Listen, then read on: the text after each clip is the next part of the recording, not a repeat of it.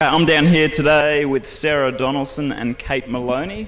They were part of the USA Women's 8 at the 2000 Olympics. They entered the regatta as the favourites and came sixth. So probably not the result they were looking for, but they've come back here today and we've welcomed them fondly. And we have a few questions for them. You have mixed emotions coming back to the scene of the Olympics. How does it feel to return here? I think it's a bit like exercising some demons. It's always great to come back to some place where it's warmer than where we left. So, and this is a great country, so it's great to be back. And I think in the end, it's a good thing to come back and sort of relive the experience and leave it here. And what was it like competing here at the Olympics in 2000? It was a spectacular event, and we were very focused on our competition. But I think that the scene and the competition was amazing. It's something you never forget. It definitely is a once in a lifetime experience. So even though it didn't turn out the way we wanted, we still get to talk about it. It's really fun. And what was your path to the final here in 2000? Did you come down here early, train at the Olympic Centre? We actually came down a couple of weeks early and headed up north to the McLean region, I believe, at Yamba, and trained out there. And it was, for all intents and purposes, a great place to train, except for the slash burning that was occurring of the sugarcane. But it was beautiful, and the people of Australia were just so wonderful to us. They were so welcoming. So. And did the result affect your memories of competing here? I have to say yes. The only reason we were here was to win. That was our number one goal, and I know we share that goal with every competitor on the line. So to not finish the way we wished, I think that's what I take away mostly. But after 8 years of people saying, "Oh, you competed in the Olympics, what a fantastic thing to do," and you have to look them in the eye and say, you know, it was very wonderful, and I was very honored to be a part of it. So I think after the fact you realize, you know, what you really did.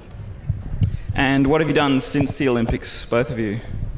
Well, speaking for me, I have gone on to get into coaching, finish school, sort of just taken one day at a time, and found myself back in the rowing world. You never get too far away from it, it seems. Once you start, you stay with it. So that's what I'm doing now. And Sarah? And Sarah, you continued on 4 more years? Yeah, I tried really hard to get away from rowing, but I still loved it. I went to Athens in the pair, competed there, didn't finish well, but again, got to go. And then I tried again to get away from it, but started coaching. I'm very fortunate to be part of an amazing program now and excited to be here in Australia again. And how about some of the benefits of rowing? Obviously, you've been to the Olympics, which is one of the biggest sporting events in the world, but also it's great being fit and healthy and travelling all to the regattas. So how has it helped in general life?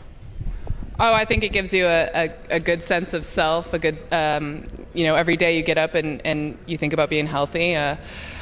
Being in the rowing world is also great because it's pretty small.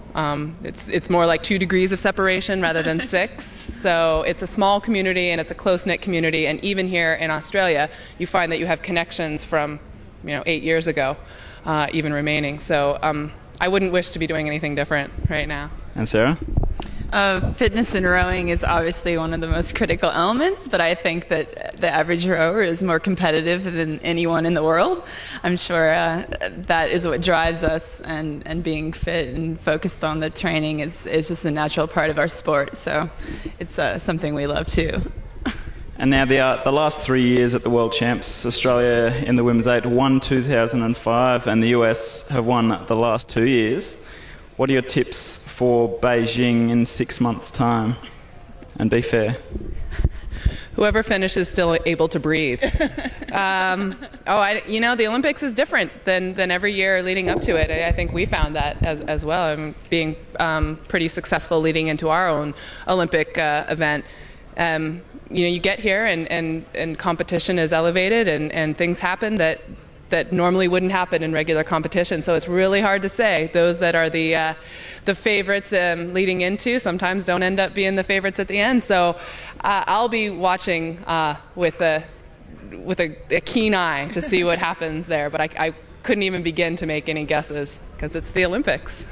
I think as a country, the U.S. has learned from the past few quadrenniums, and I think that our team is quite strong going into the Olympics. But again, the notches turned down a little tighter, so I think any crew has a shot on the day. It's hard to say, but I'm definitely, I'm sorry, but I have to pull for the team. And now moving to the 2008 Australian Rowing Champs, we've got the Interstate Regatta coming up on Sunday.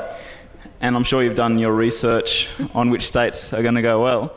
So do we have any tips for the Kings and Queens Cup?